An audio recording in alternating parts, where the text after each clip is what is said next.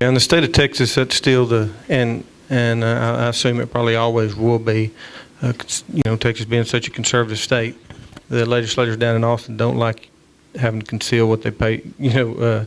Conceal what they pay for property, and so that's why most of all your deeds will say $10, some of $10 and other considerations. So none of that's of public knowledge. What does the state mandate y'all to on the value? Is it 100% of the value or 95%? No, it's 100%. Now it's within 90. They give us a margin of error, 95 to 105%. They do a study on sales in our county too, at the state level, and they're grading us to see if we're at market value. But they do give us that 5% swing. I want to say that most of the time, me being in real estate sales, it gives me the opportunity to see, what market value is, true market value. And I will say that the appraisal district is usually chasing that. Generally, they're behind the market value, and y'all. There's probably not many people in here that would argue the fact that you would not sell your house for what it's valued at or getting taxed on, and that's because it's usually, they're always a little behind because they're chasing market value. That data has to come in, or they use a lot of that data from sales to get market value. So it has to sell before they're able to get those numbers. And again, all those value, the value you get in May, was actually the value that what they thought the value was on January 1st. Well, in some places like California, their appreciation values were going up by the month, 2, 3, 4 years ago. Of course, now it's going down by the month, but right.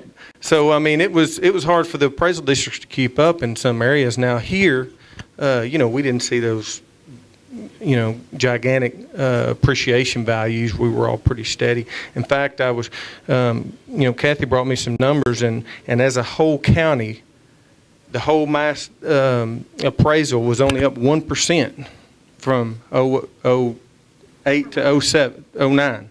From 08 to 09, all property values only went up 1% for the whole county. Now, there's some areas and some properties that went up a lot more than others, but for 1% for the whole county, that's from January of 08 to January of 09 is pretty minute jump, and a lot of that has to do with the last year we've had, of course. But yeah, Pat. So based on Debra's statistics, where the average price has fallen from 122,000 to 115,000, next year our taxes, our evaluation should go down. Well, that's a possibility, but I'm going to tell you, Pat, that number, that average sale, remember that's an average, okay? And I will say that our top, 5 or 10% of sales are the ones that's dropped off. All that 1031 tax-free deferred, tax-deferred money has come to a halt.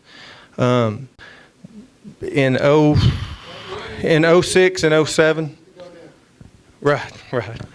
But in 06 and 07, I sold in Hopkins and Delta County. I sold 7 ranches that were over 500 acres.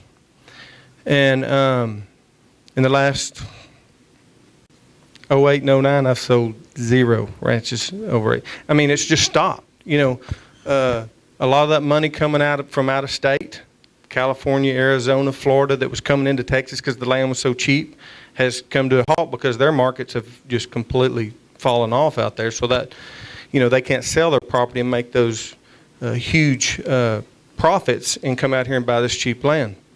So all that out-of-state money or even out-of-county money coming in from Dallas County that we were getting out here in the country has kind of stopped. And it's leveled our prices back off. Of course, our land sales in 05 and 06 were making huge jumps, price per acres. I can give a couple of examples, of guys that doubled their money on land on 100 to 200 acre tracts within a year to 2 year time, back in 05, 06, and even early 07. But that's not happening now, of course. So. Is when it only changed $7,000, and that wasn't houses, that was across the I understand. Those big $1 million sales have brought our averages down because they're not happening anymore, so that's going to bring your average down. If you took just, if the numbers, you know, you can make numbers look any way you want, and if we took just residential properties, probably between 50,000 and 150,000 for Hopkins County, those numbers would probably be up, I would guess. Mom was talking earlier, there's a huge gap. We're seeing people that are buying houses from $200,000 to $300,000 are still there. People that are buying houses for, you know, or I'd say 250 and up. People that are buying houses from, say, 100,000 and down are still there. It's those middle of the road houses that range from, say, 100,000 to 200,000 or 100,000 to 250 that has slowed down. And the reason being is people have stopped moving up. You know, 3 years ago, you could sell a house that you had, you know, that it was worth $100,000 and you had financed at 8%.